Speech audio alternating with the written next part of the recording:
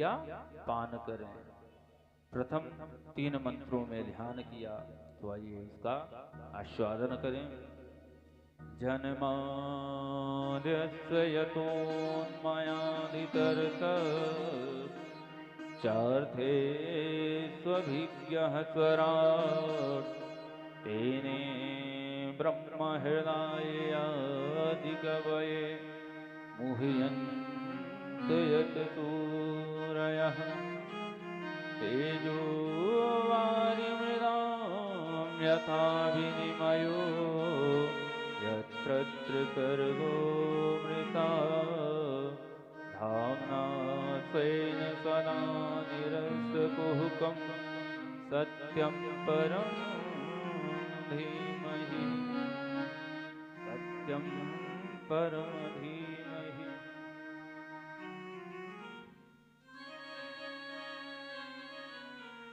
प्रथम श्लोक में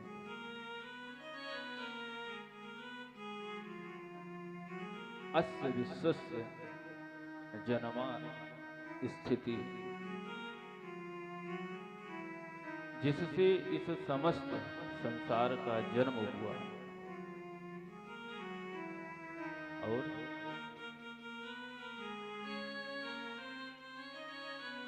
जन्म के साथ साथ जो पालन के भी हेतु, जिनसे यह सृष्टि प्लावित होती है, जिसके द्वारा इसका व्यवस्था किया जाता है।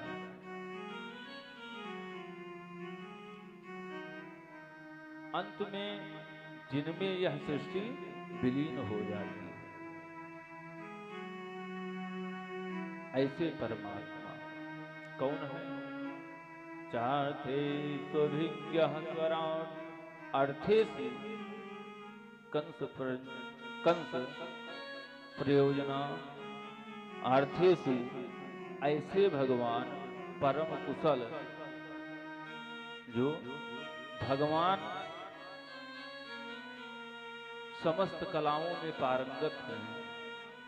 जन्म तो लिया मामा कंस के बंदी गृह में, जेल में, लेकिन परम कुशल परम निपुण भगवान कंस के जेल में बंदी गृह में जन्म लेने के बाद कंस वंचनादि प्रयोजनेषु, कंस के प्रयोजन से भी मुक्त होकर किसी बंदी जन को पता भी नहीं लगने दिया, और बंदी गृह से भाग करके आ गए गोकुल। ऐसे परम कुशल स्वराट स्वयमेव राजते शोभते इति स्वराट, जिनको किसी की अपेक्षा नहीं, स्वयं में परिपूर्ण है,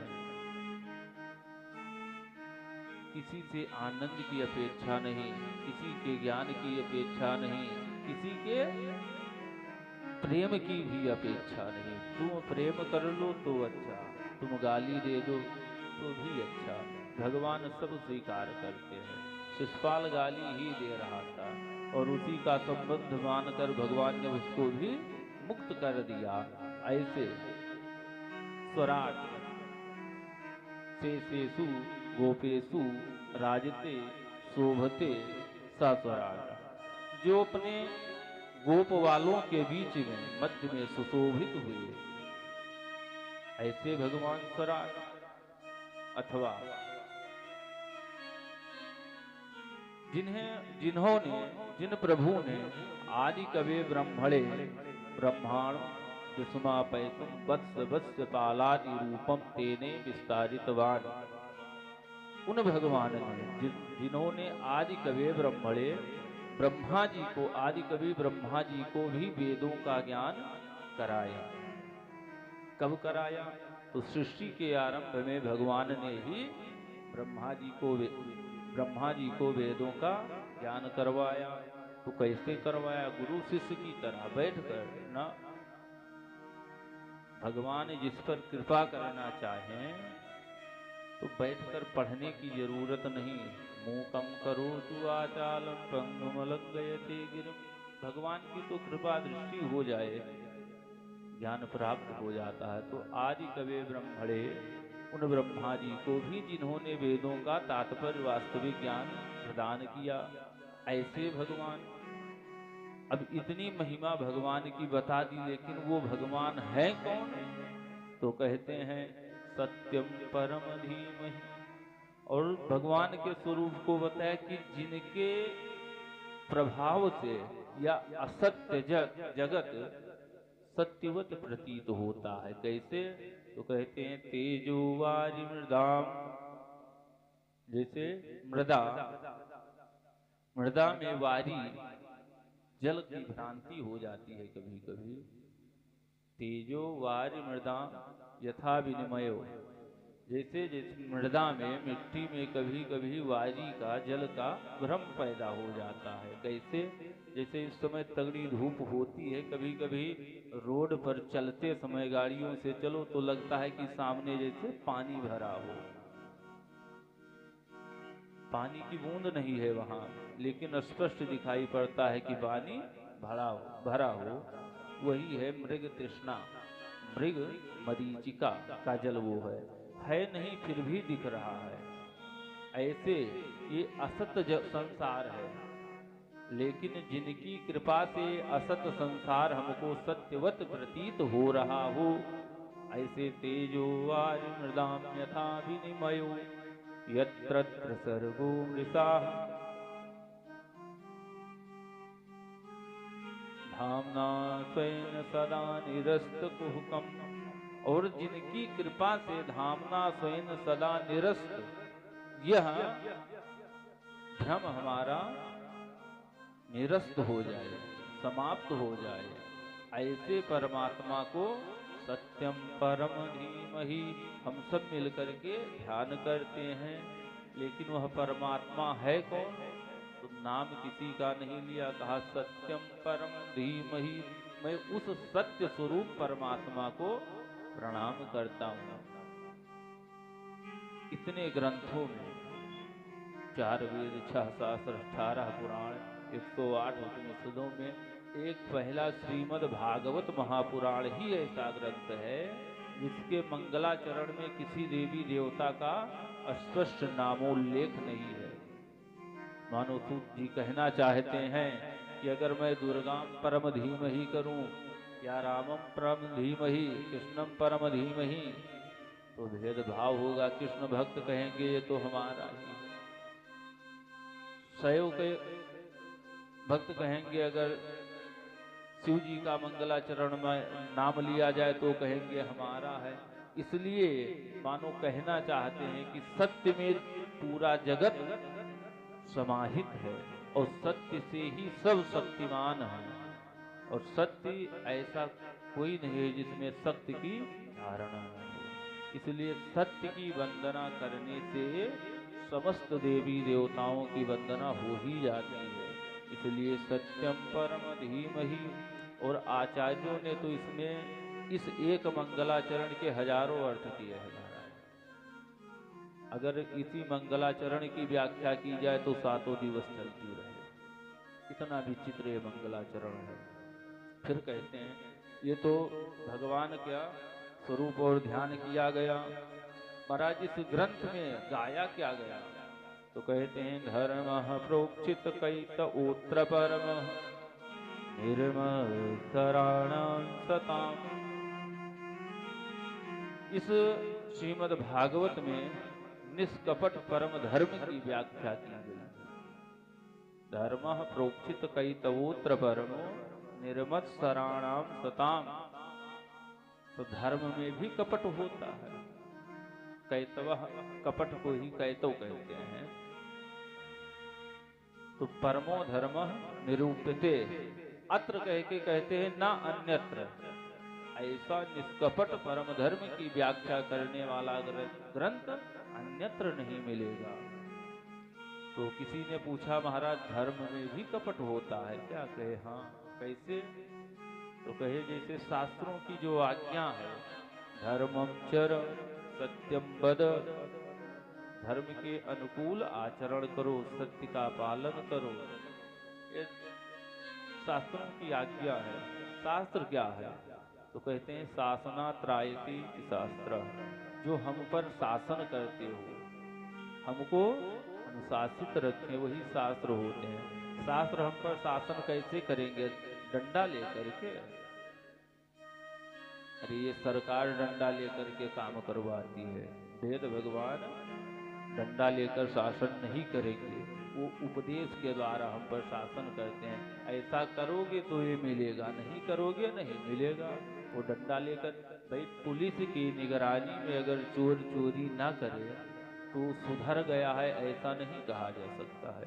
सुधर तो तब गया है जब कोई डर ना हो फिर भी वो चोरी ना करे। एक बार क्या हुआ, एक जेब कतरे को दो पुलिस पकड़ कर ले जा रहे थे।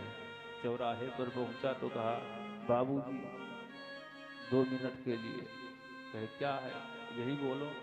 कहे मुझे सिगरेट पीना है। तो 2 मिनट का मौका दो, मैं पी कर आ रहा हूँ। तो कहा बेवकूफ, तो मुझको बेवकूफ बना रहा है। अगर मैंने तुझे छोड़ दिया तो जाने के बाद पुनः आएगा। रुक मैं लेकर आता हूँ। और चोर को वहीं छोड़कर दोनों सिपाही चले गए सिगरेट लेने। कितने बुद्धिमान है महाराज।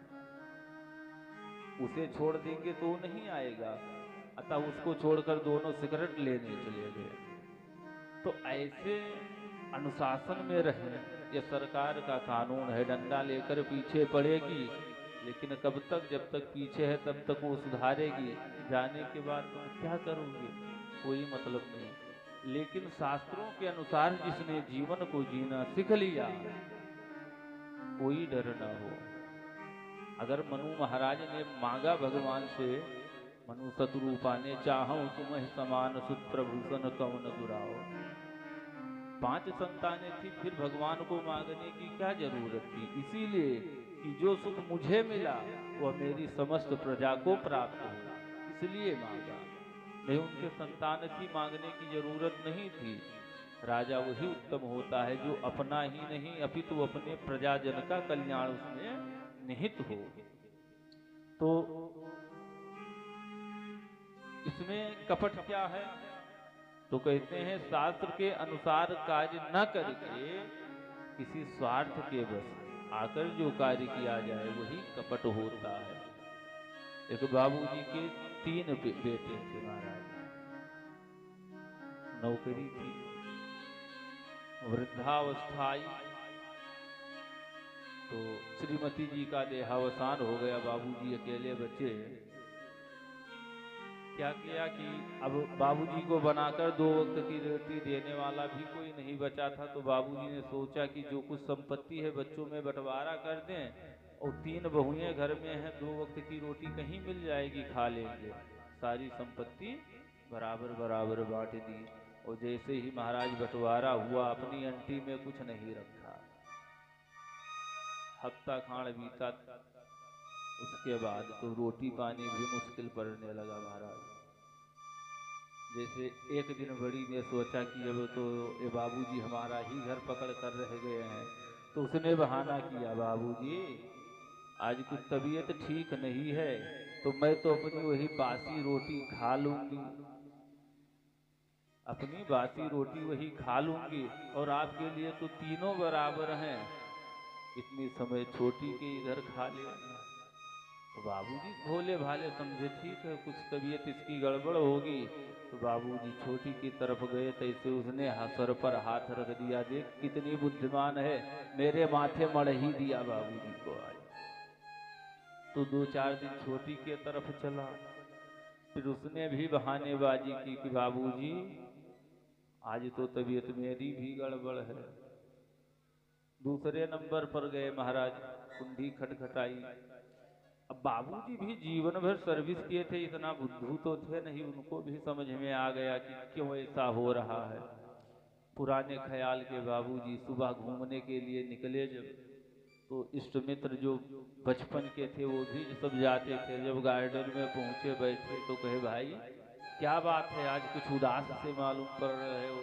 तो कहे, भैया क्या बताऊं, पत्नी रही नहीं, नौकरी रहा नहीं, सोच रहा था कि मैं अपने सर पर लेकर थोड़ी जाऊंगा, बच्चों में बंटवारा कर दिया, अपने पास नहीं रखा, उसका परिणाम ये है कि आज 2 वक्त की रोटी मिलनी मुश्किल है। तो मित्रों ने कहा, भाई ये तो तुम्हारे साथ अन्याय हो रहा है, लेकिन तुम्हें ऐसा करना नहीं चाहिए, कुछ अपने पास रखना चाहिए। लेकिन अब क्या हो, तो जो होना था सो हो चुका।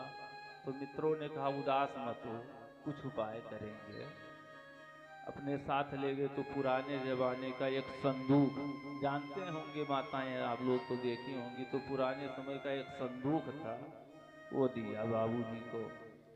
और एक बड़ा सा सिक्का दिया और कहा इसको ले जाओ, और जिस कमरे में रहते हो उसमें इसको चुपचाप रख देना और कुंडी लगा लेना, भीतर से खोलना मत, और रात भर यह सिक्का उसी पर पटकना, हो सकता है कुछ चमत्कार हो। तो बाबूजी ने वैसे किया, संदूक लेकर आए, इतना भारी, 2 लोग उसको पकड़ कर लाए, और बच्चे जो थे नाती पोताज उनको हटाया, भागो भागो यहाँ से सब। भीतर ले जाकर के संदूक रखा, भीतर से कुंडी ला। अब बेटे सब जब शाम को ड्यूटी से लौट कर आए तो बच्चों ने कहा बाबूजी आज तो दादाजी इतनी बड़ी संदूक लाए हैं। अरे इतना भारी था, 2 लोग तो उठा कर लाए हैं। तो अपनी अपनी धर्म पत्नियों से कहा क्यों रे, बंटवारा तो सब हो गया था, ये कहाँ से उखाड़ लाए, हो सकता है कहीं दबा कर रखे हो। अब महाराज शाम हुई, सब आवाज दे पर बाबूजी कुंडी न खोले। जब खा पी कर सब सो गए तो बाबूजी ने वही सिक्का उठाया, संदूक पर पटकना शुरू किया। अब वो टन टन की आवाज करे, सब कान लगाकर सुन रहे हैं। पूरी रात महाराज ऐसे ही सिक्का पटका। सब कहते हैं सुन, अपनी अपनी धर्म पत्नी को समझाया, सुन लगता है माल ज्यादा है, रात भर गिन नहीं पाए हैं, और बंटवारा तो बराबर हो गया है, लेकिन यही वह अवसर है कि अब जो सेवा करेगा मेवा उसी को मिलेगा। खबरदार अगर सेवा में कोई कोताही हुई तो। अब महाराज सुबह होते ही बड़ी बहू जो कही थी पेट में दर्द है, वही कहती है बाबूजी पानी गर्म हो गया है, आकर स्नान कर लो। तब तक छोटी निकल आई, बाबूजी बादाम का हलवा आज हमारी तरफ करना। महाराज सेवा बढ़ गई, 15 दिन में तो पूरे लाल पड़ गए बाबूजी। पुनः जब घूमने के लिए गए तो मित्रों ने कहा भाई अब कैसा है, तुम तो पूरा बदल गए। तो कहे भैया ये सब उसी सिक्के की कमाल है। कहा खबरदार ताला लगाकर ही रखना, तुम्हारे जीते जी ताला न खुलना पाए।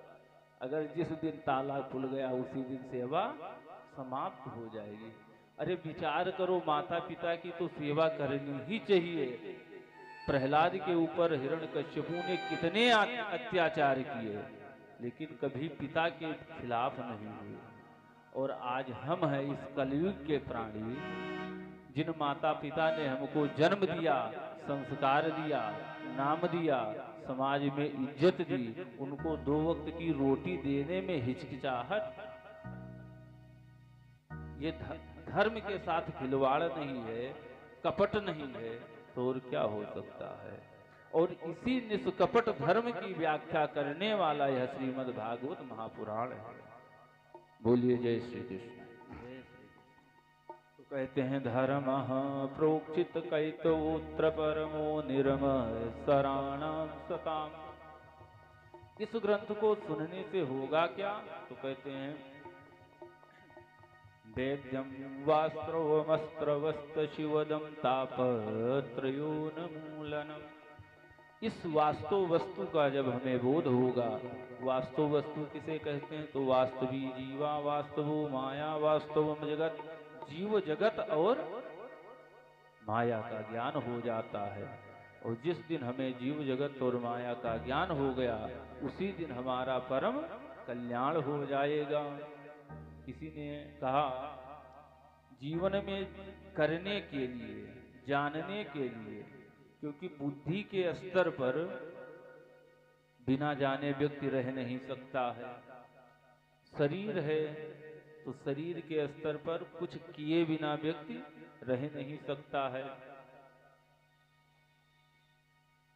और किसी ना किसी को जाने बिना नहीं रह सकता। तो क्या करें, तो कहा जग की सेवा खोज अपनी और प्रीति प्रभु से कीजिए, जिंदगी का राज है यह जान कर जी लीजिए।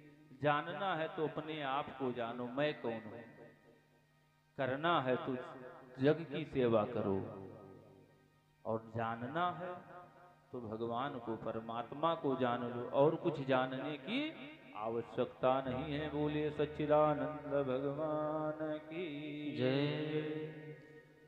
तीसरे श्लोक में सुखदेव जी का ध्यान किया, जो पूर्व में आप लोग कल श्रवण कर चुके हैं, और इसको जानने के बाद धर्म परम धर्म की व्याख्या की।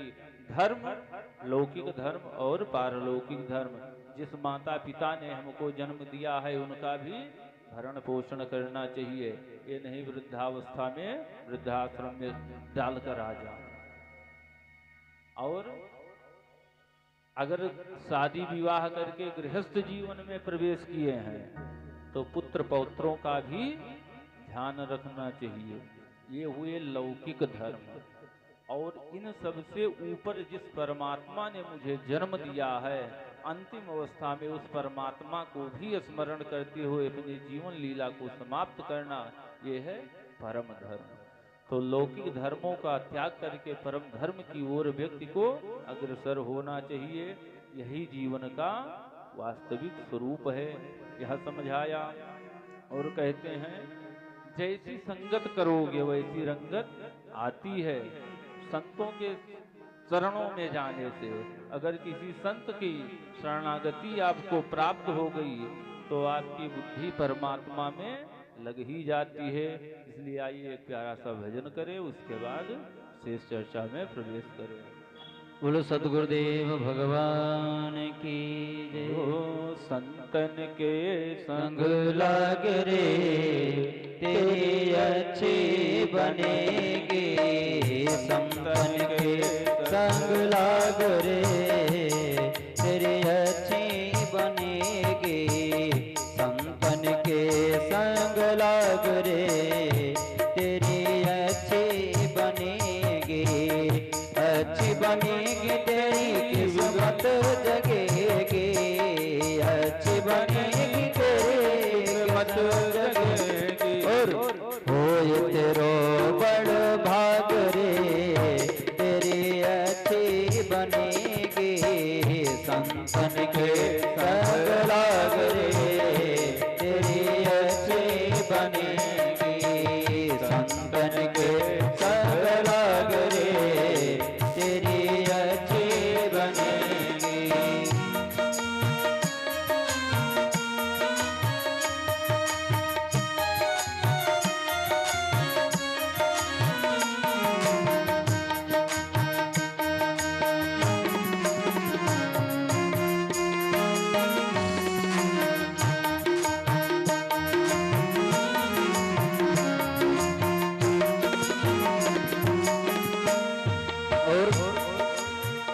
संतन संग करी पुण्य कमाई। संतन संग करे पुण्य कमाई। संतन संग कर पुण्य कमाई। संतन संग करे पुण्य कमाई। राम चरण अनुराग रे तेरी अच्छी बनेगी। संतन के संग लाग रे तेरी अच्छी बने। ओ संतन के संग लाग रे तेरी अच्छी बनेगी। संतन के संग लाग रे तेरी अच्छी बनेगी।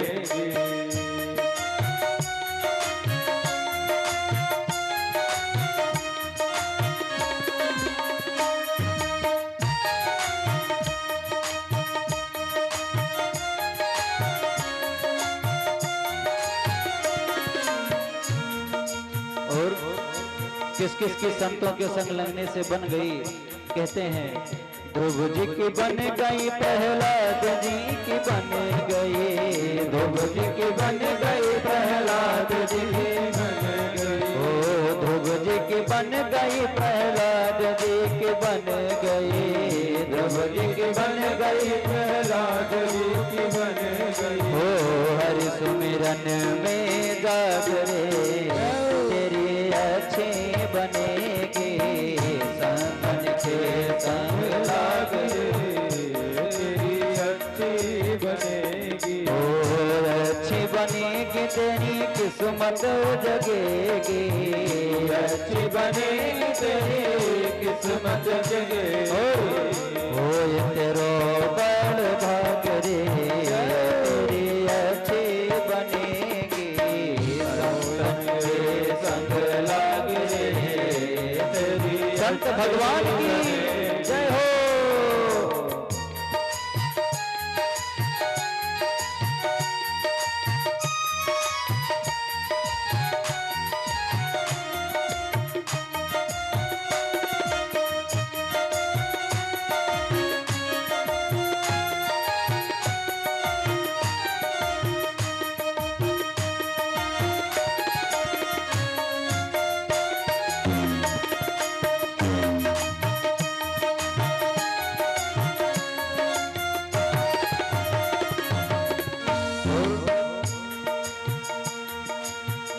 कागा से तो ही हंस करेंगे कागा से तो ही हंस करेंगे कागा से कागा से कागा से तो ही हंस करेंगे कागा से तो ही हंस करेंगे हंस करेंगे तो ही हंस करेंगे हंस करेंगे तो ही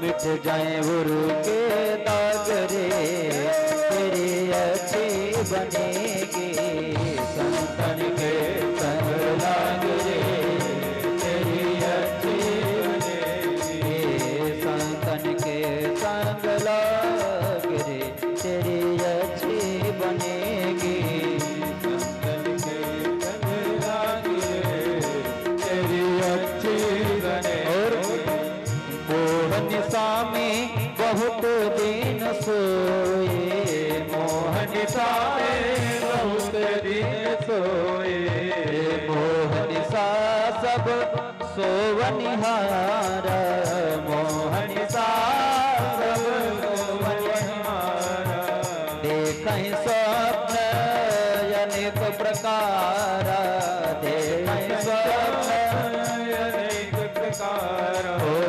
मोहनिसा में बहुत दिन सोए मोहनिसा में बहुत दिन सोए जाग सके तो अब जाग रे तेरी अच्छी बनेगी संतन के संग लाग रे तेरी अच्छी बनेगी तेरी किस्मत जगेगी अच्छी बनेगी तेरी किस्मत जगेगी। और होए तेरो बड़ भाग रे तेरी अच्छी बनेगी संतन के संग लाग रे तेरी अच्छी बनेगी संतन के संग लाग रे तेरी अच्छी बनेगी संतन के संग लाग रे तेरी अच्छी बनेगी।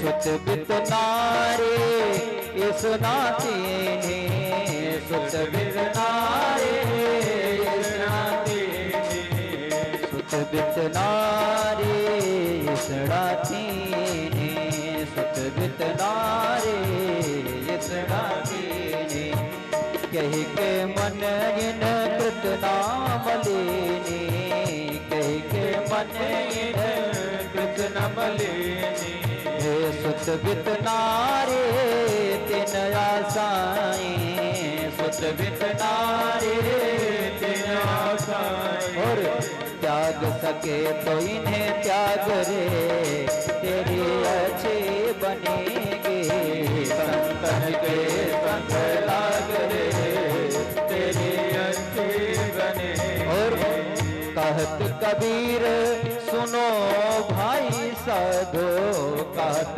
कबीर सुनो भाई साधो कहत कहत कबीर सुनो भाई साधो, कहत कबीर सुनो भाई साधो। और पाप सके तो अब पाद रे तेरी अच्छी बनेगी, संतन के संग लाज रे तेरी अच्छी बनेगी। ओ संतन के संग लाज रे तेरी अच्छी बनेगी, संतन के संग लाज रे तेरी अच्छी बने, तेरी अच्छी बने, तेरी अच्छी बनेगी। बोलिए सद्गुरुदेव भगवान की जय। जय जय श्री राधे श्याम। तो आइए अब सूत जी महाराज से सौनकादि ऋषियों ने प्रश्न किया, महाराज जिस भागवत की कथा आप हमको श्रवण करा रहे हैं, इस भागवत की रचना किसने की, कब की, क्यों की, कहाँ की, इसके विषय में बताइए। तो कहते हैं, सूत सूत महाभाग बदनो बलतांबरः, कस्मिन् युगे प्रवृत्तियं अस्थाने वाकेन हेतुनः। किस उद्देश्य से इस पुराण की रचना हुई, किसने की, कब करी और कहाँ की। तो कहते हैं, द्वापुरे समुनुप्राप्ते तृतीये युग विपर्ये, जाता पराचरान योगी वाशव्याम कलया हरे। जिस समय द्वापर युग के अंत में द्वापरे समनुप्राप्ते तृतीय युग विपर्य, तृतीय युग, प्रथम युग, सतयुग, त्रेता, द्वापर, तो तृतीय युग विपर्य। जब तृतीय युग व्यतीत हो रहा था, द्वापर युग के अंत में कृष्ण द्वैपायन वेद व्यास जी का अवतार हुआ, जो भगवान के कला अवतार कहे गए। अवतारों में भी भेद होता है, कोई आवेशावतार, जैसे नारद जी महाराज भी भगवान के ही अवतार हैं, लेकिन वो आवेशावतार है, भगवान का आवेश इन पर आता है।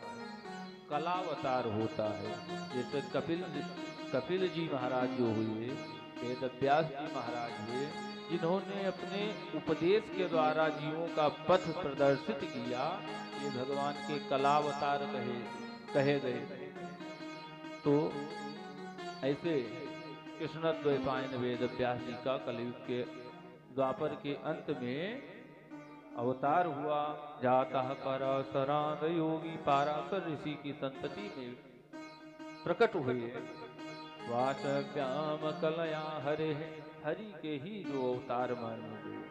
इन्होंने जब कलयुग के घोर कलुषित प्राणियों पर दृष्टिपात किया, क्योंकि त्रिकाल दृष्टि होती थी संतों की, तो जब उन्होंने कलयुग पर अपना दृष्टिपात किया तो पाया मंदा सुमंधमतयोः मंद भाग्या है द्रुप्रदः।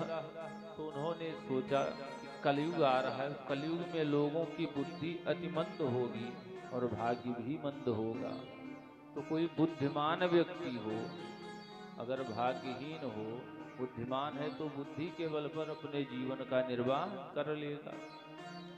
अगर भाग्यशाली हुआ, बुद्धिहीन हुआ, तो भाग्य के बल पर जीवन का निर्वाह होगा। लेकिन कलिकाल में जो बुद्धि और भाग्य दोनों से अभागे होंगे, उनका कल्याण कैसे होगा। तो उन जीवों पर कृपा करने के लिए एक वेद के 4 विभाग किए, ऋग यजुः साम अथर्व। 4 वेदों में ज्ञान का भंडार भरा हुआ है, लेकिन वेदों की भाषा समझने में कठिनाई है। इसलिए जो वैदिक ज्ञान में जिनकी गति न होगी, वो लौकिक ज्ञान प्राप्त करने के लिए महाभारत की रचना की। पंचम वेद महाभारत कहा गया। महाभारत जैसे अलौकिक ग्रंथ की रचना कर दी, फिर भी मन को शांति न मिले, तो एक दिन अपने आश्रम में बद्रिकाश्रम के पास ही माना गांव में ही व्यास गुफा, और उसी गुफा के समीप बैठे हुए थे और सोच रहे थे कि अब जीवों के कल्याण के लिए मुझे और क्या करना चाहिए। और सोच रहे थे कि इतने में ही कान में एक सुंदर सी ध्वनि सुनाई पड़ी, श्रीमन नारायण नारायण नारायण, श्रीमन नारायण नारायण नारायण, मन नारायण नारायण नारायण, श्रीमन नारायण नारायण नारायण, श्रीमन नारायण नारायण नारायण, श्रीमन नारायण नारायण नारायण, भज मन नारायण नारायण नारायण, भज मन नारायण नारायण नारायण, वेंकट नारायण नारायण नारायण, वेंकट नारायण नारायण नारायण, श्रीमन नारायण नारायण नारायण, श्रीमन नारायण नारायण नारायण, भज मन नारायण नारायण नारायण। बोलिए लक्ष्मी नारायण भगवान की जय। देवर्षि नारद का आगमन हुआ और नारद जी ने व्यास जी से प्रश्न किया, पाराशर्य महाभाग भवता कच्चदात्मनः परितुष्यति शारीरम् आत्मा मानस एव वा। अरे पराशरस्यापत्यम पुमान पाराशरः, जो पाराशर ऋषि की संतति में उत्पन्न हुए, इसलिए व्यास जी को भी पाराशर कहकर संबोधन किया गया। पराशरस्यापत्यम पुमान पाराशरः, तो कहते हैं पाराशर्य महाभाग भवता कच्चदात्मनः। अरे पराशर नंदन पाराशर जी महाराज, इतने चिंतातुर क्यों बैठे हो? तो अपनी पूरी व्यथा कथा व्यास जी ने कह सुनाई। महाराज, जीवों के कल्याणार्थ मैंने बड़े बड़े ग्रंथों की रचना की, फिर भी मेरे मन को शांति नहीं मिलती। और वह शांति क्यों नहीं मिलती, ये मैं स्वयं नहीं जानता।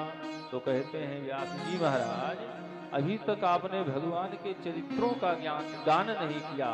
ज्ञान विज्ञान तो बहुत दिया, लेकिन जब तक भगवान के चरणों की भक्ति लोगों को अति सुलभता से प्राप्त हो सके, ऐसा कोई भगवान का निर्मल पवित्र चरित्र गान नहीं करोगे, तब तक न तुम्हें शांति मिलेगी और न तुम्हारे द्वारा लिखे उस ग्रंथ से लोगों को शांति मिलेगी।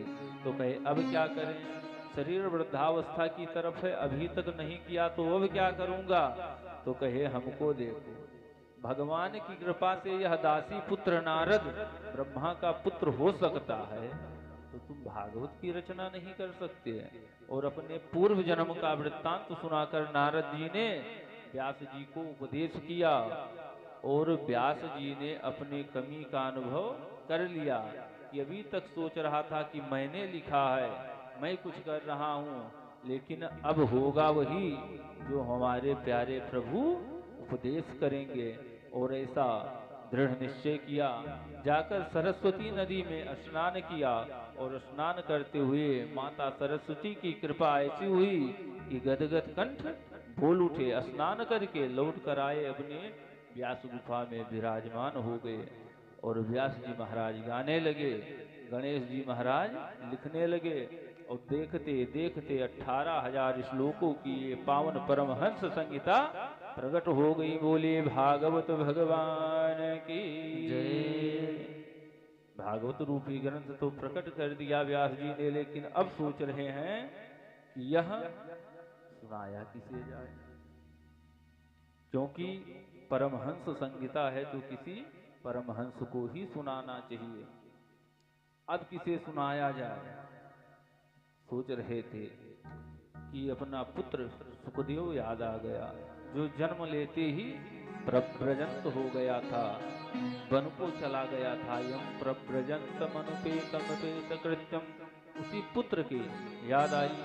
लेकिन फिर मन में सोचा वो तो किसी गिरी गुहा में बैठा होगा, ध्यान लगाई, इसको ढूंढने कहाँ जाऊं, मिलेगा या नहीं, मिल भी गया तो आएगा या नहीं, सोच रहे थे। फिर भगवान से स्मरण किया तो भगवान ने आश्वासन दिया, तो अपने 4 प्रमुख शिष्यों को बुलाया और भागवत के श्लोकों को रटा दिया और कहा, इन श्लोकों का गायन करते हो तुम यत्र तत्र भ्रमण करो। हो सकता है, क्योंकि भगवान के चरित्रों का मंत्र है, हो सकता है कोई उसके खिंचाव पैदा हो। तो शिष्य भागवत के श्लोकों का गायन करते हुए घूम रहे थे। अचानक उस दिशा में गए जहां सुखदेव जी महाराज ध्यानस्थ बैठे हुए थे। इधर शिष्य गण गा रहे थे व्यास के, और सुखदेव जी की कानों में पड़ा सब बरहा पीनम नटवर वपुः कर्णयो कर्णिकारं विप्रधवातः कनककपितं वैजयन्तीं च मालां रन्ध्राण वेणुरधरकुधयः पूर्णयन् गोपवृन्दैः वृन्दारण्यं स्वपदरमणं प्राविशत गीतकीर्तिः। ऐसे जैसे ही सुनाया, जैसे सुखदेव जी के कान में यह सब मंत्र गया। बरह माने मोर, मयूर का पंख माने पंख धारण किए हुए। बरह पीनम नटवर वपुः, नटों में श्रेष्ठ बरह, बर माने श्रेष्ठ।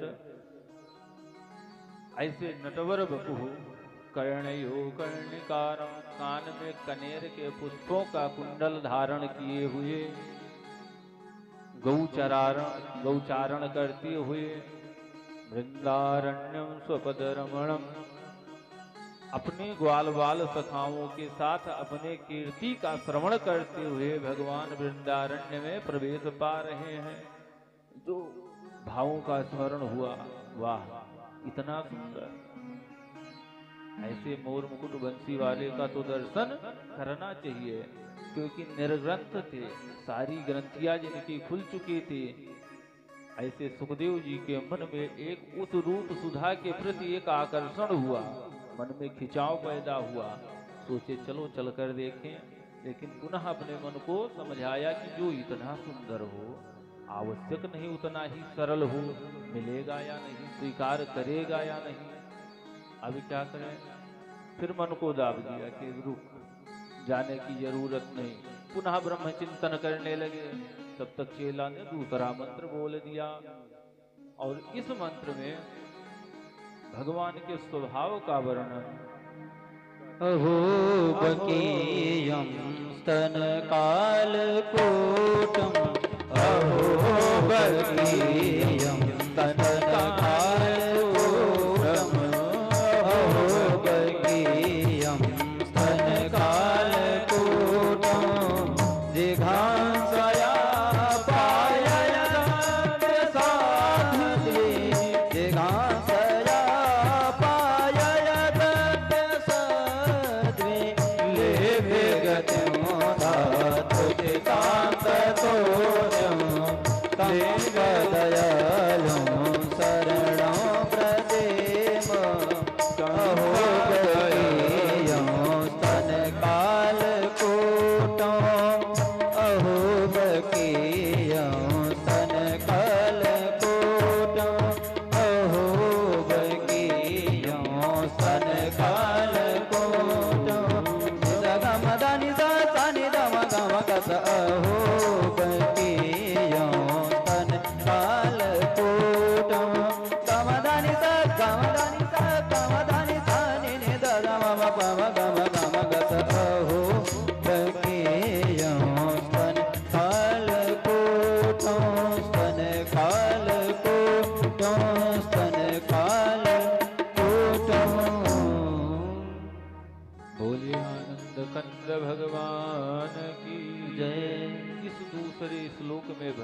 के स्वभाव का वर्णन, इतने सरल, इतने सुमधुर। अहो आश्चर्यम, कौन? बकी, बकी नाम पूतना, बकासुर की भगनी। अहो आश्चर्यम, बकी जो भगवान को प्रेम से नहीं मारने की दुर्भावना से प्रेरित होकर स्तन कालकूटम, अपने स्तनों में कालकूट विष लगा करके आई हो, और ऐसी पापनी पूतना पर भी भगवान ने कृपा की।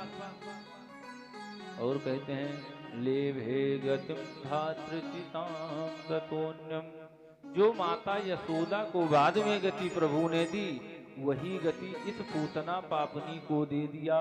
तो कहते हैं ऐसे प्रभु के चरण में कौन अभागा होगा जो जाना न चाहेगा।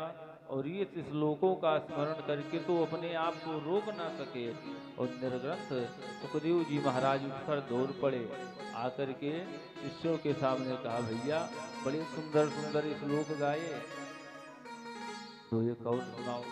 कहे हमको तो बस इतना ही याद था, जो आता था तो हमने सब सुना दिया, और ज्यादा सुनने की इच्छा हो तो चलिए हमारे साथ। कहाँ? हमारे सदगुरुदेव भगवान के पास, क्योंकि उनके पास ऐसे पावन ग्रंथ हैं, 18,000 श्लोक हैं। ओहो, कहाँ मिलेंगे? आइए हमारे साथ। साथ शिष्यों ने सुखदेव जी को ला करके और व्यास जी के सन्मुख खड़ा कर दिया। जैसे ही अपने प्रिय पुत्र सुखदेव जी को पा करके गदगद हो गए व्यास जी महाराज, और आद्यगान महदाख्यानम, आद्योपांत भागवत का श्रवण करा करके परिपूर्ण कर दिया। और वही कथा समय आने पर जब परीक्षित को श्राप लगा, तो उन्हीं सुखदेव जी ने परीक्षित को सप्ताह विधि से श्रवण कराई। सूत जी से पुनः प्रश्न किया, महाराज अभी आप कह रहे थे परमहंस संगीता है, सुखदेव जी महाराज तो परमहंस थे, उनको सुनाई गई ये अच्छी बात है, लेकिन परीक्षित कोई परमहंस नहीं थे, वो तो राजा थे, फिर राजा को कैसे सुना दी गई? तो यहाँ से परीक्षित का जन्म चरित्र वर्णन कर रहे हैं। तो कहते हैं एक समय की बात, जिस समय महाभारत का युद्ध चल रहा था, और उस महाभारत युद्ध के अंतिम दिवस भीमसेन की गदा ने दुर्योधन का उर्दंड भेदन कर दिया, जंघा को तोड़ दिया, और उस घायल अवस्था में रणभूमि में दुर्योधन को छोड़कर समस्त पांडव अपने शिविर में वापस लौट गए। उस समय एकांत में अश्वत्थामा आया और कहा, मित्र मैंने आपका वह दिव्य साम्राज्य देखा, और आज ऐसे उस महापुरुष का ये हाल मुझसे देखा नहीं जाता। मित्र, अगर तुमने मुझे प्रधान सेनापति बनाया होता तो शायद यह दिन देखने को न मिलता। अश्वत्थामा के इन व्यंग वचनों को सुन करके क्या करता? कहा, मित्र अब तो जो होना था तो हो गया, अब तुम मेरे लिए क्या कर सकते हो बताओ। तो कहा, मित्र अभी भी मैं पांडवों को मार सकता हूँ। तो क्या था, दुर्योधन ने अपना अंगूठा काट करके रात तिलक कर दिया और कहा, आज से मेरे प्रधान सेनापति आप हैं। अश्वत्थामा चल पड़ा। बस यही चिंता थी कि पांडव, अश्वत्थामा के प्रश्न करने पर दुर्योधन यही बताया कि मैं 100 भाई था, 100 में से एक नहीं बचा, और दुश्मन 5 थे, 5 में से एक को भी आंच नहीं आई। यही हमारे जीवन का सबसे बड़ा दुख है। तो कहा, चिंता मत करो, मैं 5 का सर काट कर अभी लाता हूँ। चल पड़ा, सोच रहा है कैसे आक्रमण करूं। तो रात्रि का समय,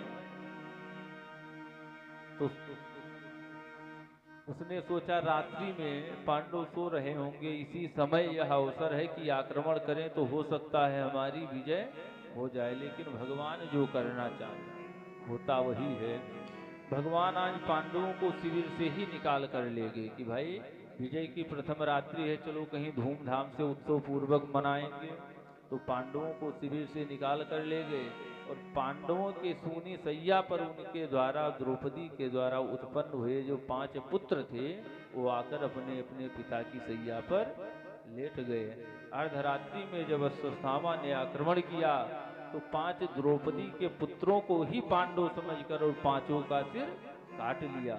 उसने सोचा मैं सफल हो गया, लेकर दौड़ा दौड़ा गया, अरे मित्र दुर्योधन, तुम एक का सिर मांग रहे थे, मैं 5 का सिर लेकर आया हूं। दुर्योधन भी प्रसन्न हुआ, लेकिन जब सामने रखा, प्रकाश में देखा तो पहचान गया। पहचानते ही दुखित हो गया, अरे मूर्ख, ये तुमने क्या किया? आखिर हमारी दुश्मनी पांडवों से थी, इन बच्चों ने हमारा क्या बिगाड़ा था? कम से कम ये बच्चे होते तो हमारा वंश आगे चलता, इनको मार कर तो तुमने मेरा वंश ही निर्मूल कर दिया, किसी को तर्पण करने के लिए भी नहीं छोड़ा। अंत में दुर्योधन का भी प्राणांत हो गया। अब अश्वत्थामा दुखित हुआ, परेशान हुआ कि अगर पांडव भी जीवित हैं तो अब वो मुझे जिंदा नहीं छोड़ेंगे। भगा अश्वत्थामा। सुबह होते ही उधर देवी द्रौपदी को जब पता चला तो अत्यंत क्रंदन कर उठी कि माता शिशूनां निधनं सुतानां निशम्य घोरं परितप्यमानः। अत्यंत करुण क्रंदन करने लगी, छाती पीट पीट कर विलाप करने लगी। द्रौपदी के इस व्यथा को देखकर अर्जुन व्यथित हो गए और गांडी उठाकर भीषण प्रतिज्ञा की, देवी द्रौपदी दुखी मत हो, जिस दुष्ट ने यह दुष्कृत किया है उसे लाकर तुम्हारे आंखों के सामने मृत्यु दंड दूंगा। यह कठोर प्रतिज्ञा करके केशव के द्वारा संचालित उस रथ में बैठ करके अश्वत्थामा का पीछा किया। भागा अश्वत्थामा कि अर्जुन मुझे अब छोड़ेगा नहीं। पीछा करते करते जब अश्वत्थामा ने सोच लिया कि नहीं छोड़ेगा तो महाराज उसने भी ब्रह्मास्त्र का संधान कर दिया।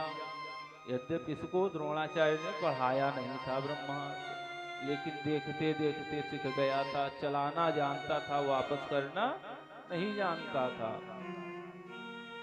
महाराज अश्वत्थामा ने ब्रह्मास्त्र का संधान किया। अर्जुन तो भयभीत हो गए और भगवान श्री कृष्ण के चरणों में निवेदन कर उठे। कहते हैं कृष्ण कृष्ण महाबाहो भक्तानाम भयं करः। हे महाबाहो, हे कृष्ण, इसने ये क्या किया, मेरी रक्षा करो। भगवान ने कहा, मित्र तुम क्यों भयभीत हो रहे हो?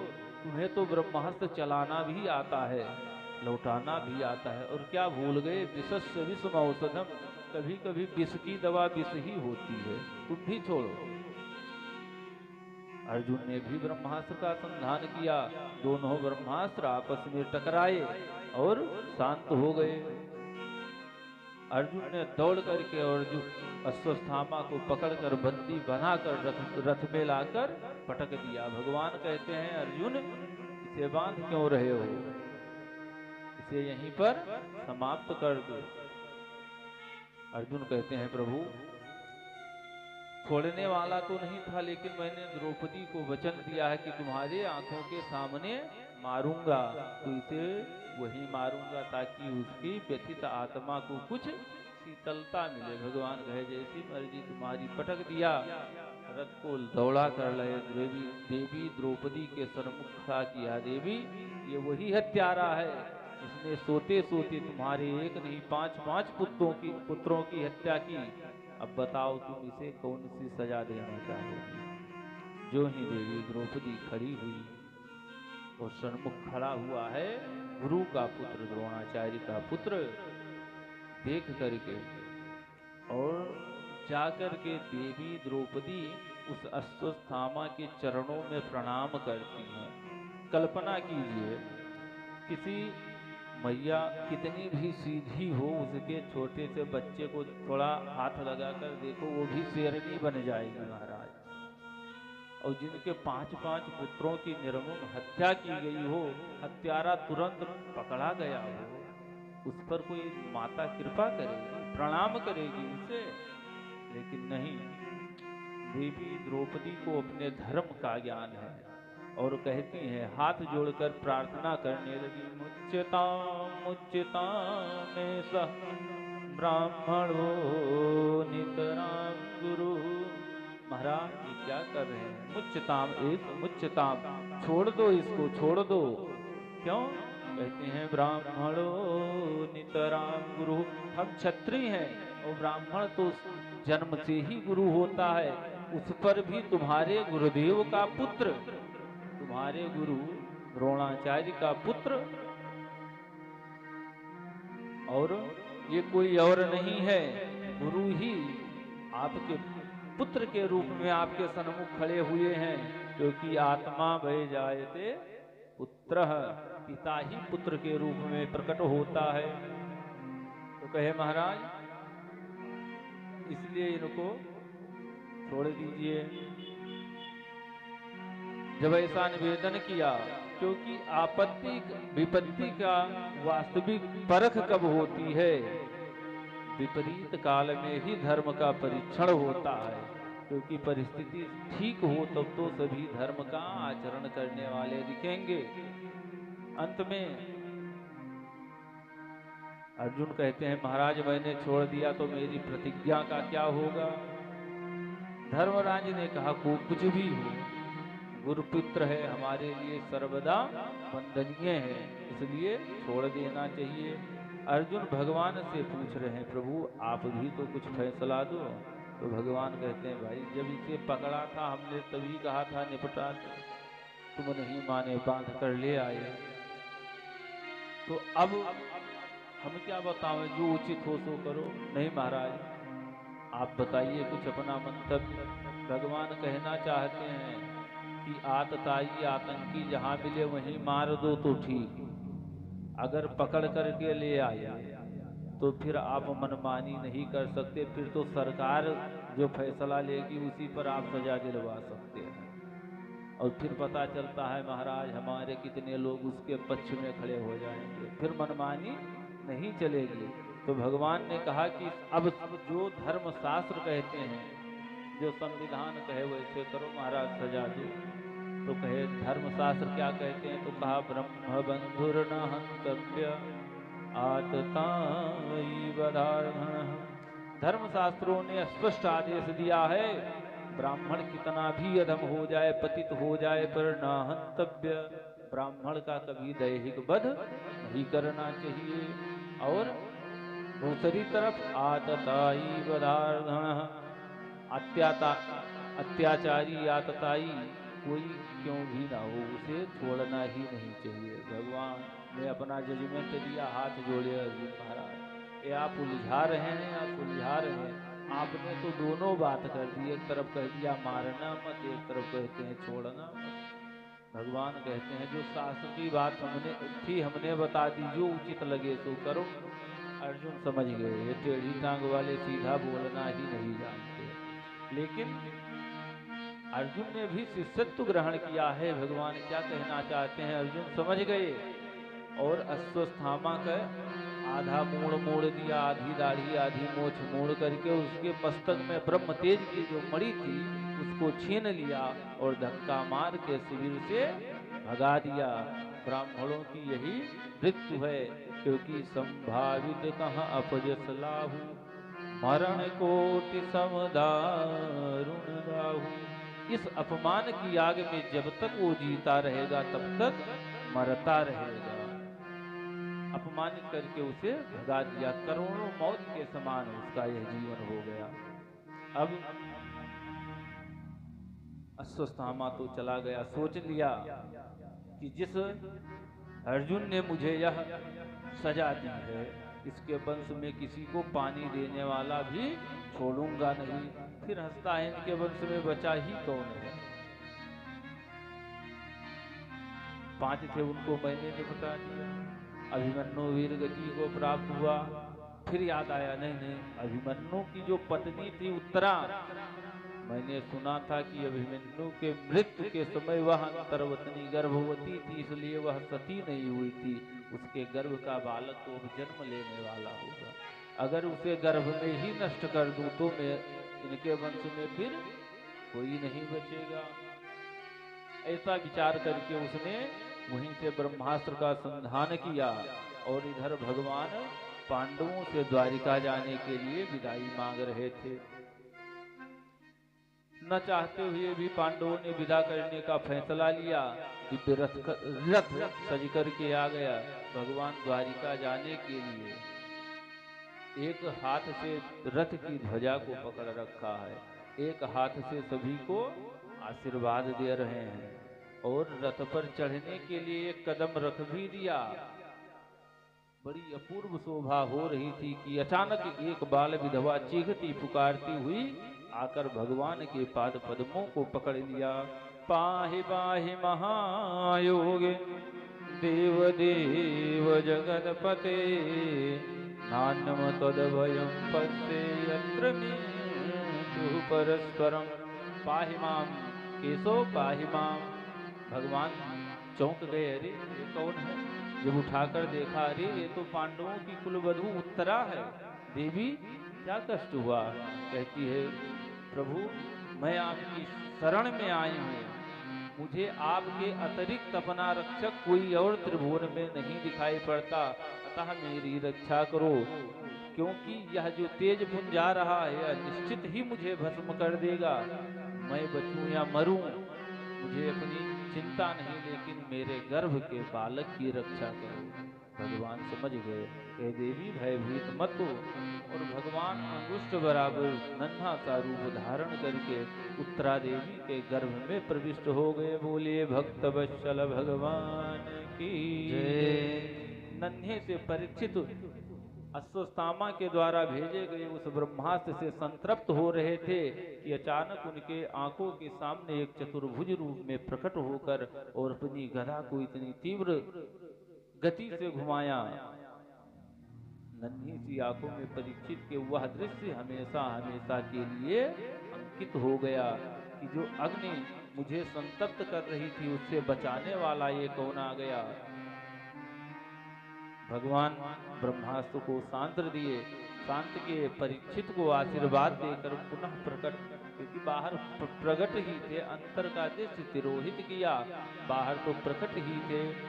फिर मुस्कुराकर पूछे, देवी अब तो कोई कष्ट नहीं। महारानी उत्तरा इतनी प्रसन्न हो गई कि उनकी वाणी मूक हो गई, इतनी भी सामर्थ्य नहीं कि भगवान को धन्यवाद भी ज्ञापित कर सके। लेकिन देवी कुंती महारानी से रहा नहीं गया और हाथ जोड़ करके भगवान की बड़ी सुंदर स्तुति की। 26 श्लोकों में माता कुंती ने स्तुति की है। कृष्णाय वासुदेवाय देवकी नंदनाय च नंद गोप कुमाराय गोविंदाय नमो नमः, गोविंदाय नमो नमः। कहते हैं नमस्ते पुरुषं त्वाद्यं ईश्वरं प्रकृते परं अलक्ष्यं सर्वभूतानां अन्तर्वहि अवस्थितं माया जबलिका छन्नम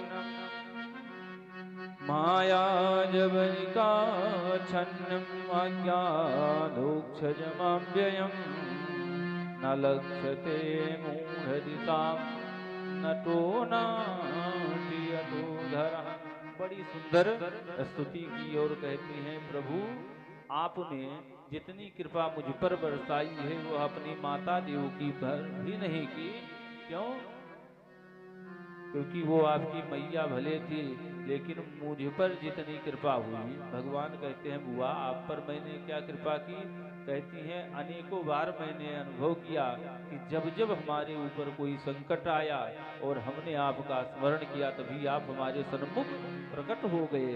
और देवकी के तो 6 पुत्र जो कंस ने एक एक करके 6 को समाप्त कर दिया, लेकिन आप नहीं बचाए। लेकिन कितनी कृपा मुझ पर की कि मेरे 5 के 5 सुरक्षित हैं। काल घर के भीतर ही एक से एक दिग्गज बैठे हुए हैं, उन सबसे आपने मेरे पुत्रों की रक्षा की। प्रभु इस ऋण से मैं कभी उधार नहीं हो सकती। भगवान कहते मैया बुआ ये तो आपकी भावना है, अन्यथा हमने क्या किया आपको मालूम नहीं, हमने तो महाभारत में अस्त्र भी नहीं उठाया। कुंती मैया कहती हैं प्रभु आप करते हुए भले ही न दिखो, पर करने कराने वाले सब आप ही हैं। ऐसी सुंदर स्तुति की और कहे भगवान कहे वो आज आखिर इतनी महिमा मेरी क्यों गा रही हो? कहती हैं प्रभु कुछ मांगना चाहती हूँ। भगवान कहे अच्छा बुआ मांगो फिर।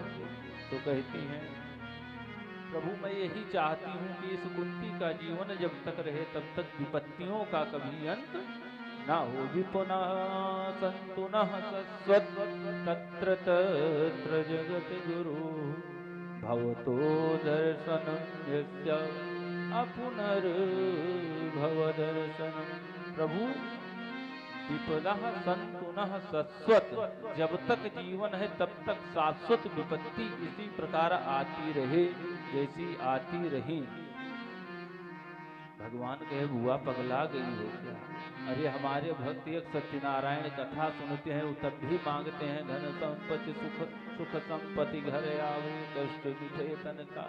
वो एक सत्यनारायण कथा सुनते हैं तब भी धन संपत्ति सब मांगते हैं, और आप मुझे भगवान बनाकर बिठा दिया और मांगती हैं संपत्ति, संपत्ति के बदले दुख मांगती हैं। तो कहती हैं सुख के माथे सिल पर जो हरि हृदय से जाए, बलिहारी वा दुख की जो पल पल नाम कहाए। बलिहारी वा दुख की जो पल पल नाम जपाए। प्रभु वो सुख जिसमें प्रभु दूर हो जाए, ऐसे सुख पर तो मैं पत्थर फेंक दूं।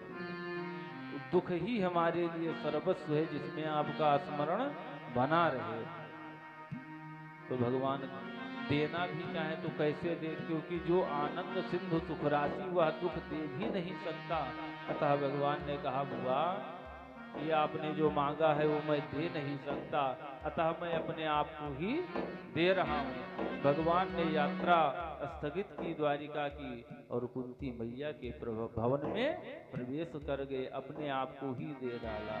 पांडवों में पुनः आनंद की लहर गूंज गई। अब एक दिन की बात, रात में सभी पांडव सो रहे हैं और धर्मराज युधिष्ठिर बैठे बैठे रो रहे हैं। भगवान ने जाकर पूछा बड़े भैया समस्त शत्रुओं का पराभव हो गया, आप चक्रवर्ती सम्राट की कुर्सी पर बैठे हैं, फिर आप क्यों रो रहे हैं? भाव विह्वल हो गए भैया। जिन सगे संबंधियों से खुशी व्यक्त की जाती है, आनंद मनाया जाता है, उन्हीं को मारकर मैंने इस कुर्सी को प्राप्त किया है। अब उत्सव मनाऊं तो किसके साथ? भगवान समझ गए कि ये हमारे समझाने से समझने वाले नहीं है। पुनः कहे ठीक है दादाजी चलो पितामह भीष्म से मिलने चलते हैं। तो देवी कुंती महारानी, द्रौपदी और पांचों पांडवों को लेकर भगवान पितामह भीष्म के पास पहुंचे हैं। बाणों की सैया पर लेटे हुए हैं पितामह भीष्म, असहयोग पीड़ा। आज 56 दिन से बाणों की सैया पर लेटे, शरीर का एक एक कण रक्त निकल चुका है। और जाकर के अर्जुन ने प्रणाम किया, पितामह आपको प्रणाम करता हूँ। पितामह ने नेत्र खोल कर देखा, अरे अर्जुन तुम्हारा सारथी नहीं आया क्या? भगवान तुरंत सन्मुख हुए, दादाजी मुझे याद किया? ओहो आप आए हैं तो नेक सामने आओ, दूर क्यों खड़े हो? भगवान तुरंत सन्मुख हुए और पितामह भीष्म ने बड़ी ही सुंदर भगवान की स्तुति की। और स्तुति के बाद भगवान की स्तुति की और पुष्पांजलि अर्पित करने के बाद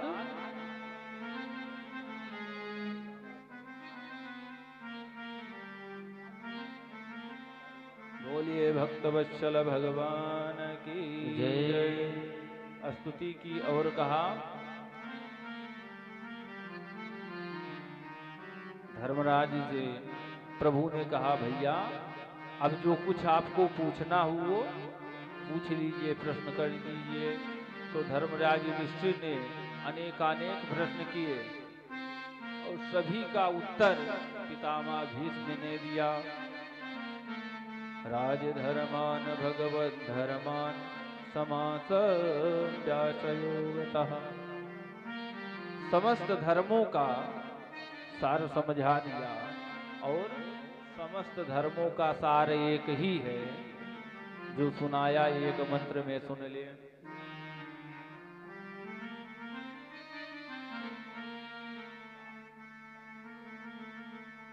और समस्त धर्मों का सार समझाते हुए कहा अब मेरा भी अंतिम समय आ चुका है और प्रभु के चरणों में अपने भक्त युक्त चित्त को समर्पित करके और पितामह भीष्म ने अपने देह का परित्याग कर दिया। बोलिए भक्त वत्सल भगवान की जय। और पितामह भीष्म ने अपने शरीर का त्याग किया। जो दृश्य पितामह भीष्म के नेत्रों के सन्मुख थी, हम समस्त मानव वही कामना करते हैं और भगवान से यह प्रार्थना करते हैं कि जो पितामह भीष्म को सद्गति मिली थी, प्रभु ऐसा ही जीवन ऐसा ही क्षण कभी मेरे जीवन में आए। और आइए उन्हीं पितामह भीष्म के द्वारा किए हुए मंत्रों का हम भी भगवान का अभ्यर्चन करें और कीर्तन करें और आज की कथा को यहीं पर विराम करें। ओम श्री कृष्ण गोविंद हरे मुरारे, हे नाथ नारायण वासुदेव। श्री कृष्ण गोविंद हरे मुरारे, हे नाथ नारायण वासुदेव। हे नाथ नारायण वासुदेव, हे नाथ नारायण वासुदेव। श्री कृष्ण गोविंद हरे मुरारे, हे नाथ नारायण वासुदेव। श्री कृष्ण गोविंद हरे मुरारे, हे नाथ नारायण वासुदेव। गोपाल मेरी यही प्रार्थना है, भूलूं न मैं नाम कभी तुम्हारा। गोपाल मेरी यही प्रार्थना है, भूलूं न मैं नाम कभी तुम्हारा। निष्काम होके मैं दिन रात गाऊं, हे नाथ नारायण वासुदेव। हरि ओम चंद्रमा मनसो जातछो सूर्यो अजायत श्रोत्राद्वायुष्य प्राणस्य मुखादग्निरजायत इदगुं हवे प्रजमे अस्तुदसवीरगुं सर्वगणगुं स्वस्तये आत्मसनि प्रजासनि पशुसनि लोकसन्यभयसनि अग्निः प्रजां बहुलां मे करोत्पन्नं पयोरेतो अस्मात् सुधत्तो। आरती की जय श्याम सुंदर की, आरती की जय श्याम सुंदर की। मनमोहन से हो, मनमोहन से राधावर की उतारो आरती।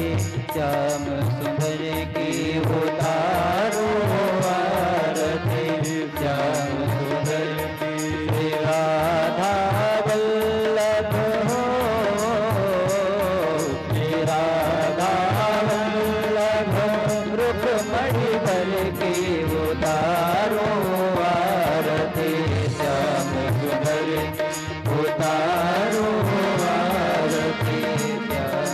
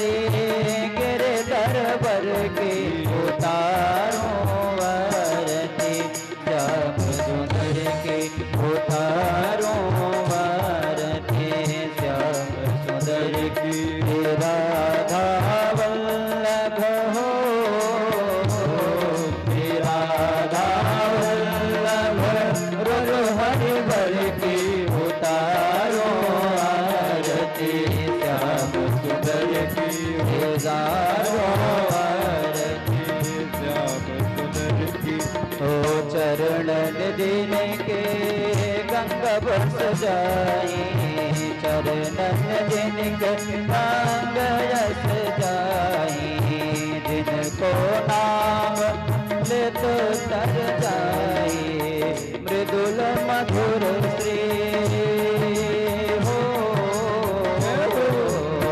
मृदुल मधुर श्री राधावर की उतारो आरती, श्याम सुंदर की उतारो आरती, राधावर की राधा वल्लभ हो,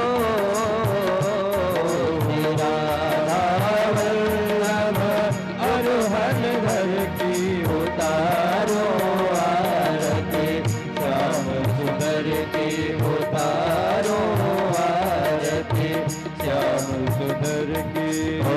प्राण तजे नहीं देखत है जम, प्राण तजे नहीं देखत है जम, आरती लेत जात सब मन तम, आरती लेत जात सब मन तम, जन भक्तन के प्राणाधर की हो, जन भक्तन के हो,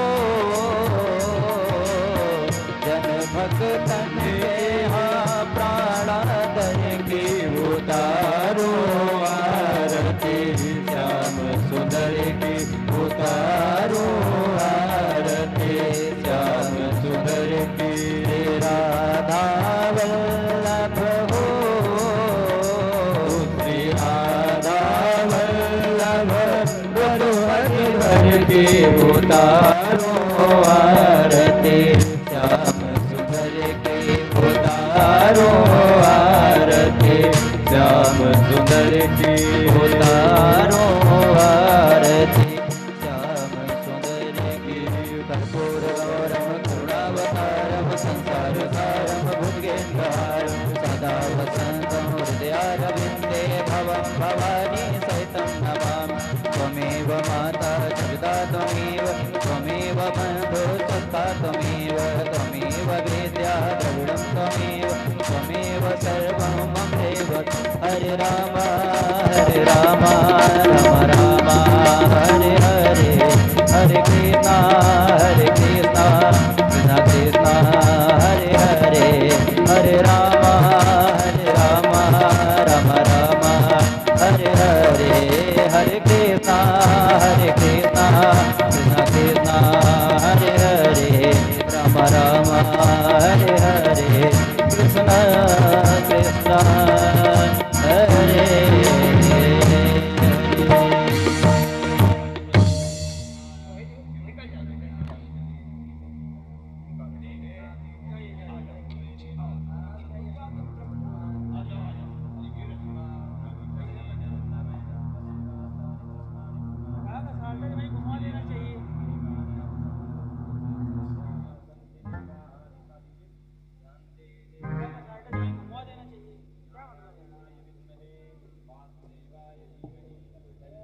श्री विष्णु प्रचोदयात्।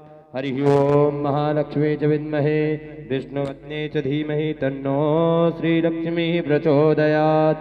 हरि ओम नंदनाय विद्महे यशोदानंदनाय धीमहि तन्नो श्रीकृष्णः प्रचोदयात्।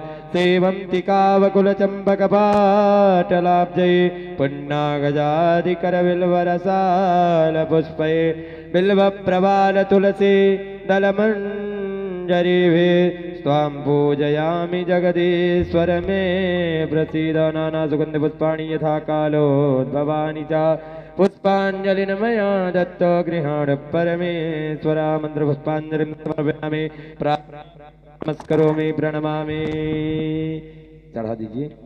बोली श्रीमद्भागवत महापुराण की जय, श्री अवध धाम की जय, वृंदावन बिहारी लाल की जय हो। आप सभी लोग इतना जोर जयकारा लगाएं इस कॉलोनी के बाहर चला जाए आवाज। सोच रहे थे कि अयोध्या सुनाई पड़े, लेकिन अयोध्या तक नहीं जा सकता है, तो आप कॉलोनी के बाहर जो लोग नहीं आए हैं, जो लोग सो रहे हैं घर में उनके कान तक तो पहुंच ही जाए। बोले वृंदावन बिहारी लाल की जय हो, जय हो, सतगुरुदेव भगवान की जय हो, कृष्ण भगवान की जय हो। आप सभी भक्तजन जो भी यहाँ पे उपस्थित हैं सभी लोग प्रसाद लेकर और आरती लेकर ही अपने घर को जाएंगे। जैसा कि आज पूज्य महाराज श्री ने आप